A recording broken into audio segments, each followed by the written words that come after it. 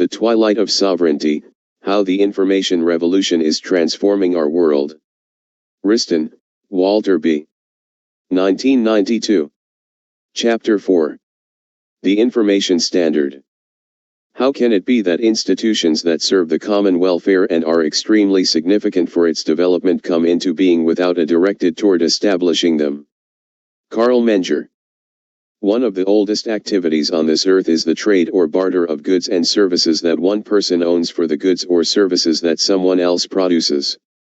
The voluntary exchange of goods and services, which benefits both parties, is the basis of profit and of wealth, of the easing of want and pain. All societies engage in this exchange on some level. Societies that arrange this exchange of value most efficiently, easing the costs of transactions and simplifying the long-term storage of value, have prospered more than those that impede such exchange. In ancient times, as the known world became larger and more complicated, people searched for ways to settle accounts with something of value other than the goods involved. The invention of money, in all of its various forms, gave a huge impetus to the volume of trade and for the first time made capital portable. No one knows when money was first used as a store of value and unit of account, although the Code of Hammurabi, written some 1700 years before Christ was born, mentions that silver was used for these purposes. Before then, a man's wealth was expressed by the amount of land or livestock he owned, and you literally couldn't move the farm. Page 56. The transforming power of money and the markets through which it is saved, borrowed, bought, and exchanged for other currencies can hardly be exaggerated. Money and money markets create commerce and enhance the means of production by allowing action at a distance not only of space but time. They replace the accidental order of geography with an increasingly rational network of specialized efforts, varied resources, and synergistic interests. Of course, the control of such powerful tools has always seemed essential to a sovereign. From the earliest times, governments have wished to monopolize this powerful medium and mandate its value in the markets in which it is traded. The control of currency has always given a government great leverage over the most crucial material endeavors of its citizens. The regulation of money markets is the regulation of a society's resources in their most convenient and fungible form. A traditional aspect of sovereignty has been the power to issue currency and to control its value. In Sparta, the government forbade citizens any medium of exchange other than heavy bars of iron of relatively little worth. The sons of Lycurgus correctly surmised that with such an inconvenient currency, complex commerce would be nearly impossible. The citizenry, free from the temptations of commerce, would stick to the manly art of war. The more usual temptation, however, has been for governments to make the currency lighter, not heavier. Clipping coins so as to make them worth less than face value is an ancient tradition. And when governments learned the wonders that could be worked by printing money, a whole new era opened up. Since paper money has no intrinsic value, only scarcity value, it was both easier, or so it seemed, and more imperative for governments to control its value. Page 57. China was the first nation to issue paper currency, in the 11th century, but soon had to abandon the practice, as its currency was nowhere acceptable. Since that time, almost every sovereign in the world has experimented with fiat money, very often with disastrous effects. And despite a record of continually eroding value of all the world's currency, the right to issue and control the value of money is one of the most cherished sovereign rights and onerous political duties. The Nobel laureate, F.A. Hayek, has pointed out that government's exclusive right to issue and regulate money has certainly not helped to give us a better money than we would otherwise have had, and probably a very much worse one. It has of course become a chief instrument for prevailing governmental policies and profoundly assisted the general growth of governmental power. Much of contemporary politics is based on the assumption that government has the power to create and make people accept any amount of additional money it wishes. Governments will for this reason strongly defend their traditional rights. Until recently, what we call money, whether a piece of paper, a bookkeeping entry, or a physical object, had been linked to a physical commodity that put some limit on the sovereign's ability to inflate the currency. The nature of that commodity has varied with the interests of the people using it. The early American colonists used tobacco money, the American Indians favored the cowrie shells, or wampum, and of course the more familiar copper, silver, and gold in the form of coins circulated in many parts of the world. The link between commodities and money became slowly attenuated over a long period of time. On March 6, 1933, a decisive event occurred that put the world on the road to fiat money. President Franklin D. Roosevelt issued a proclamation prohibiting American citizens from holding gold. The link was further severed on June 5, 1933, when, by a joint resolution of the U.S. Congress. Page 58. The gold clause was repudiated in all private and government contracts. While various other acts were taken to weaken the tie to gold, the final blow was administered on August 15, 1971, when President Richard Nixon terminated the convertibility of the dollar into gold and the era of floating exchange rates began. 2 years later, the International Monetary Fund, IMF, recognized reality and endorsed floating exchange rates. The world since that time has been operating with a monetary system for which there is no historical precedent, in that no major currency in the world is currently tied to a physical commodity. The old discipline of physical commodities has now been replaced by a new kind of commodity, information. In today's world, the value of our currency is determined by the price that the market will pay for an American dollar in exchange for yen, marks, or pounds. Whatever the price, it is almost constantly being condemned by someone somewhere as too high and by someone somewhere else as too low.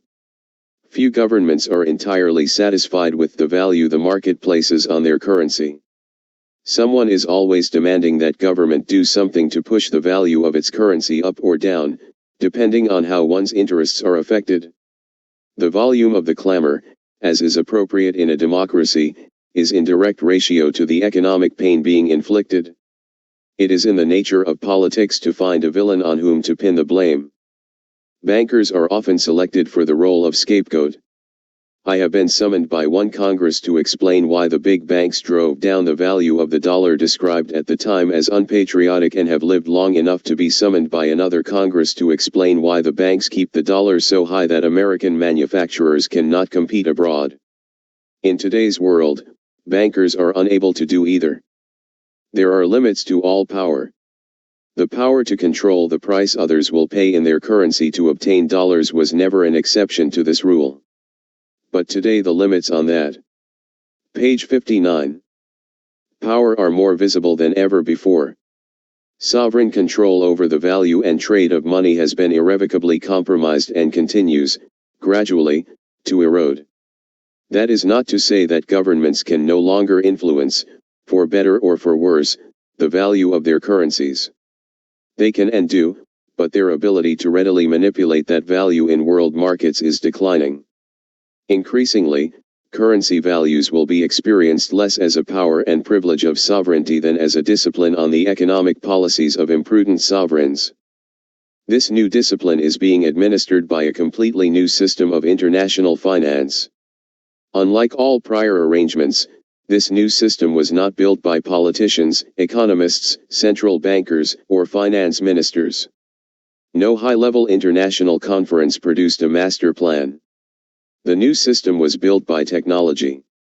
The new world financial system is partly the accidental byproduct of communication satellites and engineers learning how to use the electromagnetic spectrum up to 300 GHz.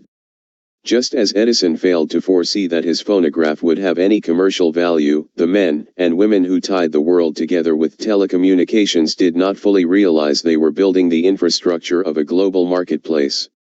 Yet the money traders of the world understood immediately and drove their trades over the new global infrastructure. The convergence of computers and telecommunications has created a new international monetary system and even a new monetary standard by which the value of currencies is determined not by the arcane manipulations of central banks, whose total reserves are now dwarfed by a single day's trading on the world currency markets, but by a myriad of facts which are now instantaneously available. We sit at home and watch a live broadcast of riots in a country on the other side of the earth, and a currency falls, in minutes. We hear by satellite that a leadership crisis has been resolved, and a currency rises. 10 minutes after the Page 60. News of the disaster at Chernobyl was received. Market data showed that stocks of agricultural companies began to move up in all world markets. For the first time in history, countless investors, merchants, and ordinary citizens can know almost instantly of breaking events all over the earth. And depending on how they interpret these events, their desire to hold more or less of a given currency will be inescapably translated into a rise or fall in its exchange value. The natural first response to this claim is, it has ever been so. The pressure of events has always been a major factor in determining the value of currencies. But the speed and volume of this new global market makes it something different in kind and not just in degree. Cherished political, regulatory, and economic levers routinely used by sovereigns in the past are losing some of their power because the new information standard is not subject to effective political tinkering. It used to be that political and economic follies played to a local audience and their results could be in part contained. This is not longer true. The global market makes and publishes judgments about each currency in the world every minute and every hour of the day. The forces are so powerful that government intervention can only result in expensive failure over time. It was not always so. After World War II, the foreign exchange market in New York was conducted by a handful of traders in the big banks, a few exchange brokers, and a rudimentary telephone system.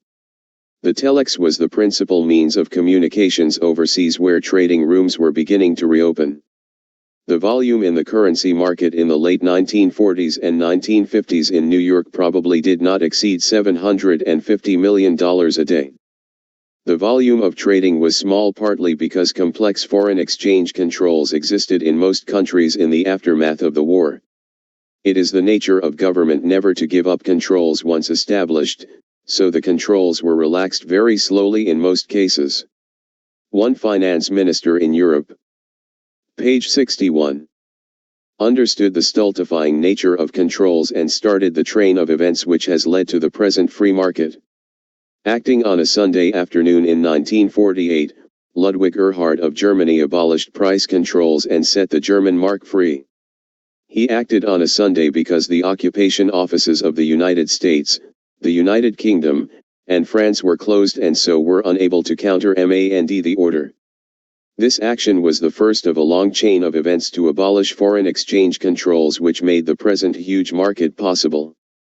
Under the old Bretton Woods agreements, a relatively small club of bankers and politicians believed it could significantly control the value of a given currency. That illusion can no longer be sustained. When the volume of trading in anything is small, prices can be influenced dramatically by placing relatively large buy or sell orders. As the size of a market grows, the amount of orders that have to be placed to move the price either up or down becomes correspondingly larger. In the relatively small post-war money markets, central banks had enough resources to place orders large enough to influence the price of a currency.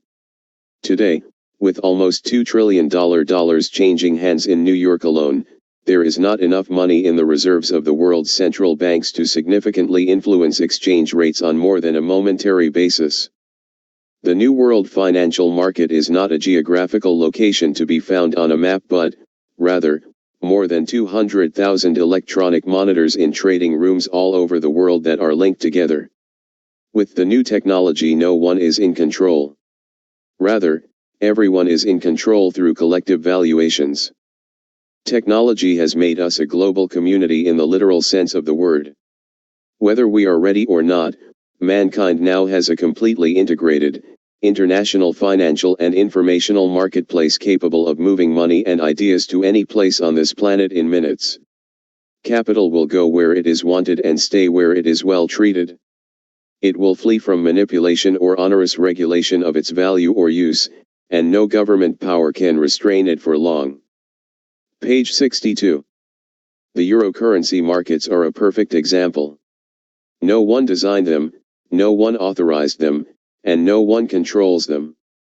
They were fathered by interest rate controls, raised by technology, and today they are refugees, if you will, from national attempts to allocate credit and capital for reasons that have little or nothing to do with finance and economics. Though they got their start some years before the global telecom network became the essential medium of a global financial market, their power, size, and independence were greatly augmented by that network. The two in fact matured together, demonstrating along the way that information technology makes money far more difficult to regulate than ever before. It was in the late 1950s, roughly 1957, that the world noticed that a new money market denominated in dollars had begun to grow in Europe. As this market was burgeoning, government and private experts were devising schemes to improve international liquidity through various government devices. As late as 1961, Dr. Edward M. Bernstein testified before a subcommittee of the Joint Economic Committee of Congress that while international monetary reserves are adequate at this time, it is unlikely that the growth of reserves in the future will match the greater needs of the world economy. Other experts, ranging from David Rockefeller to A. Maxwell Stamp, joined in expressing concern about future world liquidity. While these experts were testifying in Congress about the coming liquidity squeeze, the greatest marshaller of liquidity in history was up and functioning. It is a strange anomaly of history that the eurodollar market was virtually overlooked at the time. One of the first studies of the eurodollar market was made by Norris O. Johnson, an economist with First National Citibank, now Citibank, in about 1964. He told how irritating this new market was to some European financial experts who, page 63, were accustomed to more traditional national markets. Annoyed by imprecise usages of an undefined term, a distinguished European banker 2 years ago expressed the wish that he would not have to hear the word eurodollar, anymore, anywhere, and in any sense whatsoever. He quoted a passage from Goethe, where clear notions are lacking, a word is readily invented. Mr. Johnson went on to say, the banker's wish has not been fulfilled. To paraphrase Goethe, where clear needs are present, a practice is readily invented. The study concluded with the words, the important thing to remember about the euro markets is that these developments are responses to urgent economic needs. Maybe the word eurodollar was an inappropriate coinage. But, by any name, the money is needed. How did this all come about? What were the urgent economic needs? In many respects the euro market is a monument to U.S. bank regulation.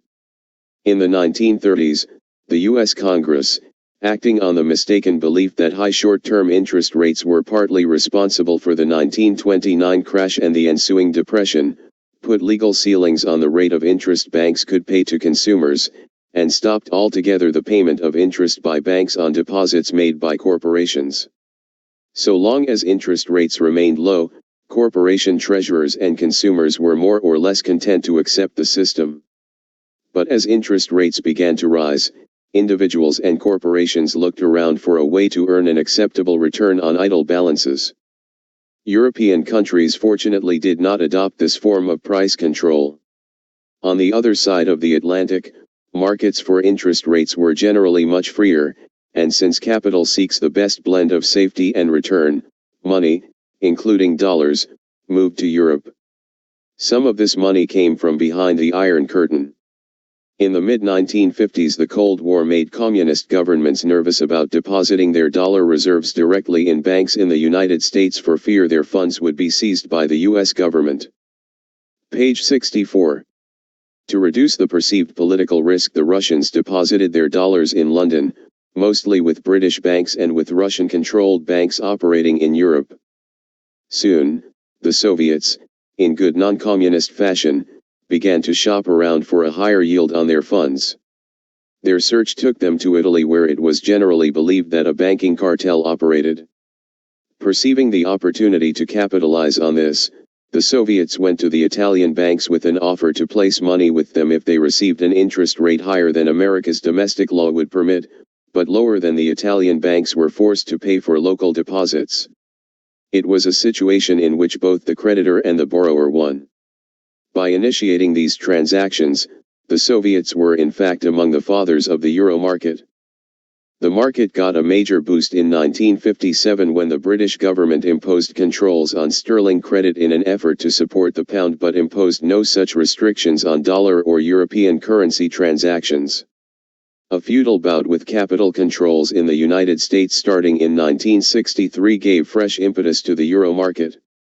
As this huge market, denominated in dollars, grew in London, Mr. Paul Volcker, then Under-Secretary of the Treasury, went to London to argue for the imposition of reserve requirements on eurodollar deposits, as this was clearly an unregulated market. He was politely but firmly turned down. The British knew a good thing when they saw it. During this period the famous German banker Hermann Abs was of the opinion that the euro market was a temporary phenomenon and would soon go away. He kept the Deutsche Bank out of the market. In the face of such a judgment, Citibank formed a task force of 4 or 5 people to report on whether the emerging euro market was a transitory phenomenon or a permanent source of capital. The task force's study convinced Citibank management that the market was real, and Citibank began to use the market through its London office to attract eurodollars that could be advanced to its New York office to fund its domestic loan portfolio. Thus, New York banks began routinely financing projects in America with dollars deposited in European banks. Page 65. From this small beginning has grown a market that is truly something new under the sun. It is now a vital part of the international financial structure of the world, vastly increased in size and speed by the increasing facility of electronic markets and the increasingly global character of world commerce. The euro currency markets are part of a global financial network that moves capital to where it is needed and appreciates faster and more efficiently than ever before. But their very existence is a symbol of the growing futility of government attempts to regulate capital. These markets grew, as we have seen, out of a failed attempt to control capital in ways it can no longer be controlled. It used to be that the main function of currency trading was to facilitate international trade in goods. But today the ownership of capital denominated in dollars is so huge and turning over at such speed that it totally overwhelms the money used to pay for world movements of trade. Capital transactions are now probably 40 or 50 times larger than trade flows. Since this is so, the old measures of currency value that we still use, which were based on trade flows, no longer have the same meaning they once had. To further complicate matters, the usefulness of trade-weighted averages, which show a 20% or 30% decline in the dollar's value since early 1985, is reduced by the fact that America conducts about 20% of its bilateral trade with Latin American and Asian countries whose currencies are not usually included in this measure. The post-war boom of the industrialized economies was based on the enlightened proposition that goods should be permitted to cross national boundaries with as few restrictions as possible. This concept was institutionalized in such international bodies as the General Agreement on Tariffs and Trade, GATT, as well as in many national groupings. Page 66. But now the global financial market extends the same freedom to money and to information about money without the benefit of government intervention. There are, however, those who do not find this an altogether desirable development and complain that the very efficiency of the system undermines or complicates national monetary policy in particular countries. Behind that argument lies a complaint by some governments that the existence of a truly free market disciplines them when they engage in over-expansionary policies. They are right, of course, to complain. Not only are governments losing control over money, but this newly free money in its own way is asserting its control over them, disciplining irresponsible policies and taking away free lunches everywhere. The old discipline of the gold standard has been replaced, in fact, by the new discipline of the information standard, more swift and more draconian than the old. The Bretton Woods arrangement of 1944 sought to maintain fixed exchange rates, and although the conventional wisdom remembers history this way, in fact, literally hundreds of currency revaluations during that period.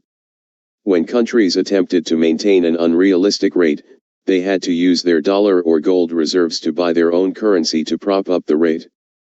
This action almost always failed, and the country wound up with depleted reserves and an unwelcome exchange rate.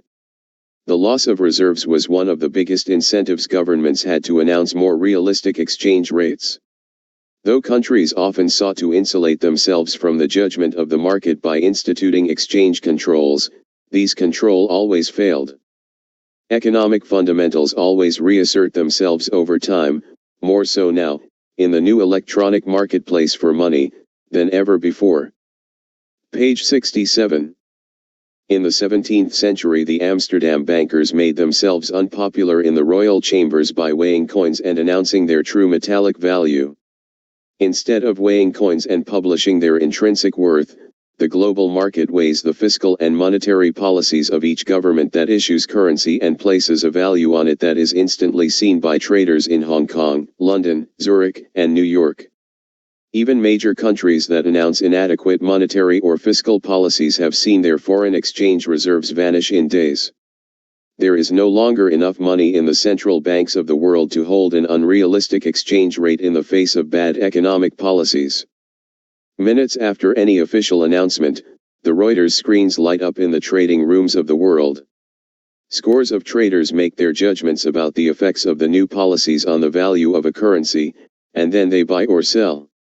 These buy and sell orders drive the price up or down in minutes.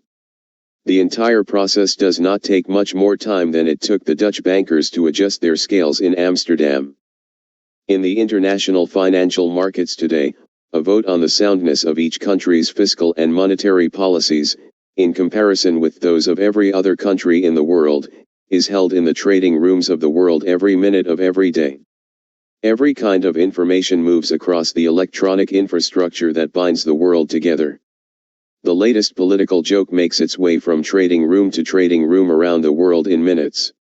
The newest figures on the GNP, gross national product, the money supply, or the words of a political leader all enter the databases that move markets. This continuing direct plebiscite on the value of currencies and commodities proceeds by methods that are growing more sophisticated every day. In America, we have progressed to the point where politicians no longer blame the electorate if they lose an election. Blaming the global market for our political or economic mistakes as reflected in the value of the dollar is equally useless, although some economists and politicians still do. Page 68. Just as politicians often manage to trick the electorate for a short period but in the end are found out and removed from office, so central bankers, finance ministers, and parliaments sometimes imagine that their words can affect the price for currencies. But over time the market will not be fooled, fundamentals will always prevail. The politically astute officials are the ones who see where fundamentals are driving the market and then jawbone it in that direction, hence, the phenomenon of cock-crow followed by sunrise. The best example of this was the action taken by a meeting of finance ministers held in the Plaza Hotel on September 22, 1985. The dollar, they opined, was overvalued. In order to rectify the situation, the ministers announced they had agreed on a course of action. The reality was that since everyone knew the dollar was overvalued, the ministers were only getting out of the way of a huge avalanche of selling that followed the announcement.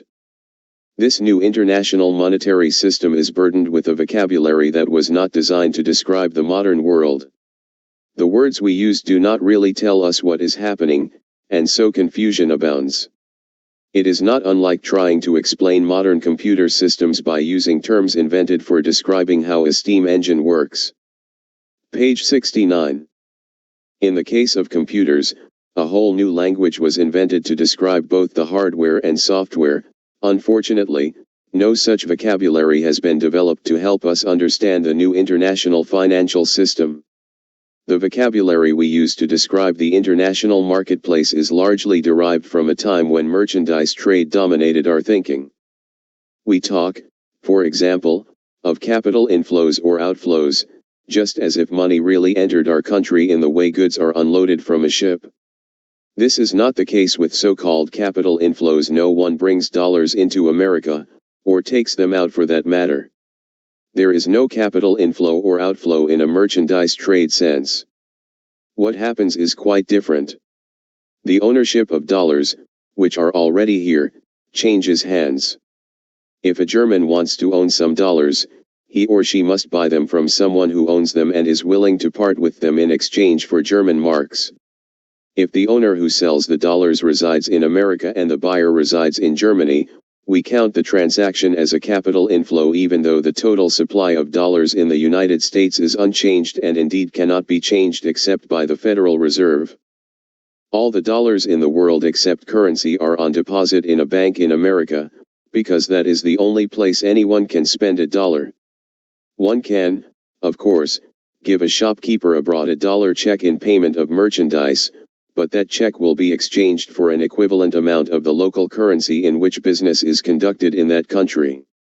The foreign bank that bought the dollar check for local currency will send it to New York for collection and credit to its account.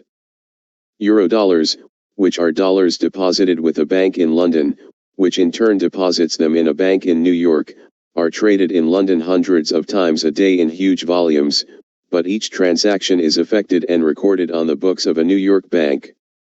After all the eurodollar transactions have cleared, the ownership of the dollars have changed. But the number of dollars on deposit in New York remains the same in aggregate, as each debit is offset by a credit.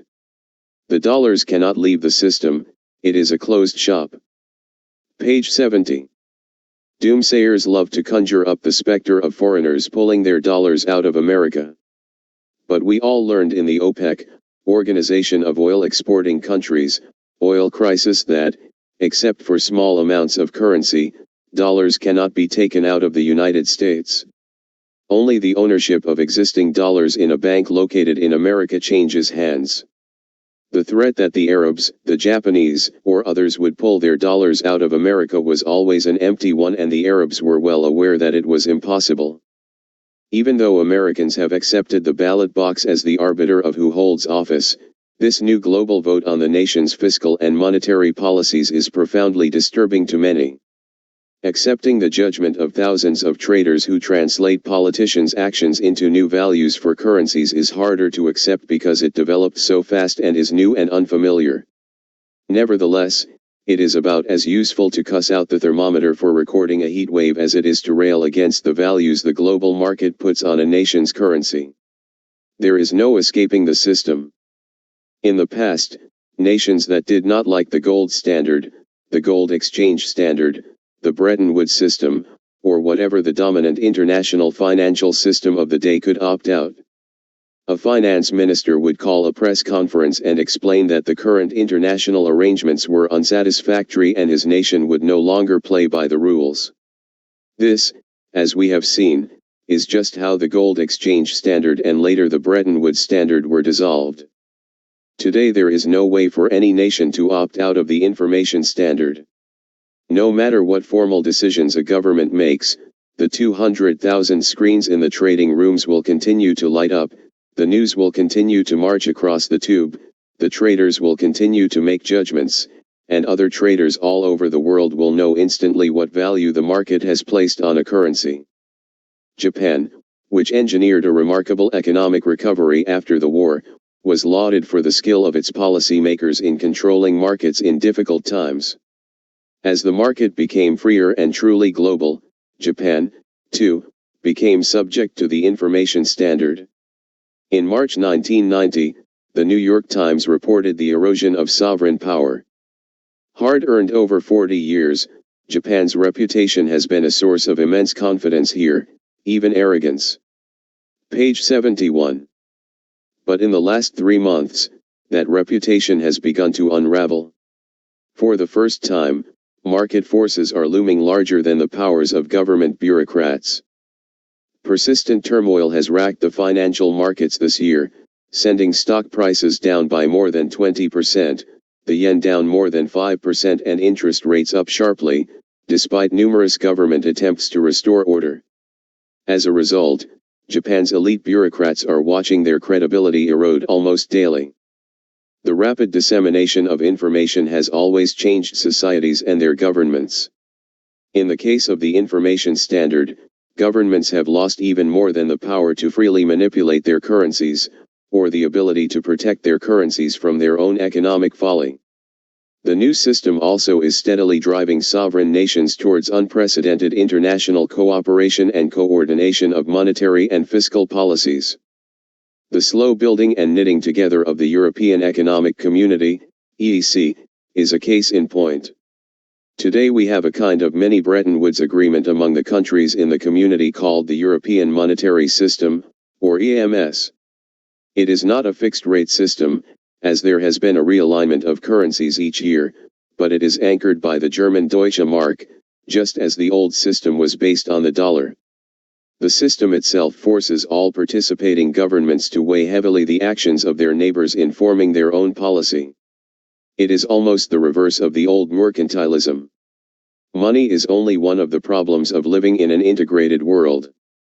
The vast bureaucracy in Brussels is trying to harmonize everything from the kind of plug to use on an electric razor to what frequencies can be used in satellite transmission. All of these efforts and thousands more are being forced by integration of the market. Page 72. Each nation will always pursue what it perceives to be its own national interest, but it cannot do so in a vacuum. If one government in the market approves a new drug to alleviate suffering, and another does not because of official doubts about it, citizens will cross borders to be treated. This is but one example of many thousands that will occur and indeed are now happening that will move governments toward adopting common standards. The global network has become such an essential part of the future of the world that it is worthy of everyone's best efforts to see that it remains as efficient, as cost-effective, and as free as possible. The legitimate competing concerns of society make this no easy task, but it is one that is worthy of our best efforts because the global marketplace has become such an essential part of the future of the world. The ability to move capital to where it is needed and wanted is fundamental to the continuous effort of mankind to live a better life. In today's world, information about this market and the transfers themselves travel on our networks at the speed of light, which Einstein tells us is as fast as it is possible to go. Keeping that data moving with speed and efficiency, while balancing competing interests, is our particular challenge, and the greatest contribution we can make to the world that emerges from the information explosion. As the relative weight of the world economy outside any given sovereign state increases, the need for international cooperation also increases. In June 1989, Federal Reserve Chairman Alan Greenspan called on other central bankers to cooperate in overseeing international markets. He urged central bankers to work together to supervise multinational payment and clearing systems rather than create a centralized authority. The growing practice of netting debits and credits in each country is leading, Mr. Greenspan said, to the decentralization of the major monetary mechanisms and could diminish the supervisory power of central banks. No leader likes to face the erosion of his or her own power. Page 73. Central bankers are no different in that regard than others, but the world has changed, and central bankers, acting alone in their own country, no longer can control financial events in the way they once could. The huge capital movements that wash across the world, the international arbitrage of interest rates, the global futures market, and above all, the communications ability that permits individuals to move their money away from danger and toward safe haven rob individual central banks of much of their power. The views of the chairman of the Federal Reserve Board are among the first to highlight this new situation, but they will not be the last to decry the erosion of sovereign power. Indeed, the process has just begun.